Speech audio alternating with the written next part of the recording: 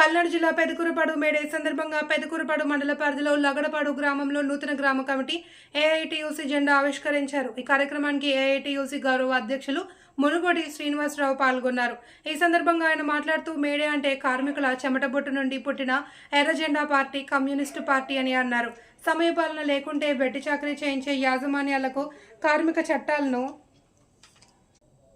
తీసుకువచ్చి వారి బానిస సంఖ్యలను విడుదల చేసి 8 గంటల సమయపాలన కల్పించిన ఏకైక పార్టీ కమ్యూనిస్ట్ పార్టీ అన్నారు.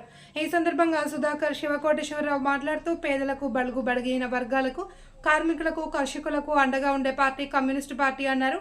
ఈ కార్యక్రమంలో పలువురు సిపిఐ నేతలు పాల్గొన్నారు. ప్రజలందరూ కూడా మేడే శుభాకాంక్షలు తెలియజేస్తున్నాను. నా పేరు మునుగోడి శ్రీనివాసరావు, నియోజకవర్గ సిపిఐ కార్యదర్శిని.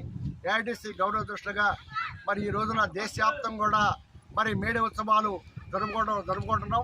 దాంట్లో భాగంగా ఈ రోజున నియోజకవర్గ పరిధిలోని కోసూరు, అచ్చెంపేట, పెదకూరపాడు మండల పరిధిలోని లగడపాడు గ్రామంలో కూడా మరి ఈరోజు మేడే ఉత్సవాలు మరి ఎంతో ఘనంగా నిర్వహించుకున్నాం. దాంట్లో భాగంగానే మరి ఆనాటి నుండి ఈనాటి వరకు కూడా మరి ఏఐటిసి కార్మికుల పక్షాన పనిదినాలని తగ్గించాలి, 8 గంటలకే నియమించాలని, అలాగనే ఆనాటి ప్రభుత్వాలు 12 గంటల పనిదినాలు పెడితే మరి పోరాటం ఫలితంగా 8 గంటలే మరి నిర్మించడం జరిగింది. దాంట్లో అన్ని వర్గాల ప్రజలు కూడా ఈ రోజున ఎర్రజెండా కింద కూడా కార్మికులకి ఏ సమస్య వచ్చినా కూడా ఎర్రజెండా మరి పోరాటం నిర్వహిస్తుంది. ఆ పోరాటంలో భాగంగానే భవిష్యత్తులో కూడా మరి కార్మికుల పక్షాన కూడా ఏఐటిసి మరి సిపిఐ కలిసి ప్రజల పక్షాన, బడుగు బలహీన వర్గాల వైపున మరి ఉంటామని తెలియజేస్తూ నాకు ఈ అవకాశం కల్పించినటువంటి మరి లగడపాడు మరి కార్మికులందరూ కూడా ధన్యవాదాలు ఇస్తూ సెలవు తీసుకుంటున్నాను. మేడే సందర్భంగా ప్రపంచ కార్మికులందరికీ మేడే శుభాకాంక్షలు.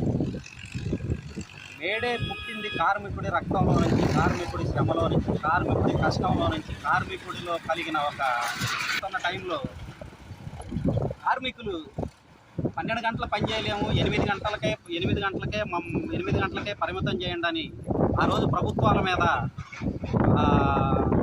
కంపెనీ యాజమాన్యాల మీద తిరగబడి కొన్ని రోజులు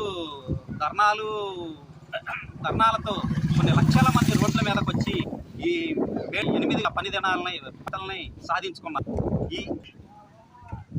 ఆ రోజుకి 8 గంటల పని దినం అనేది సాధించుకున్నారు. కానీ ఈరోజు ఒక రైతు కానీ, ఒక కార్మికుడు కానీ ఈరోజు అనుభవించే కష్టాలు కానీ, లేదంటే వాళ్ళు ఒకళ్ళ కింద బానిసత్వంలో నుంచి వీటిని అధిగమించి బయటికి రావాలంటే మనకున్న ఒకే ఒక అవకాశం మన కార్మిక సంఘమైన కమ్యూనిస్టుల నుంచే ఇది సాధ్యమైతే కానీ, వేరే పార్టీల నుంచి కానీ, వేరే నాయకుల నుంచి కానీ ఎప్పటికీ ఇది సాధ్యం కాదు.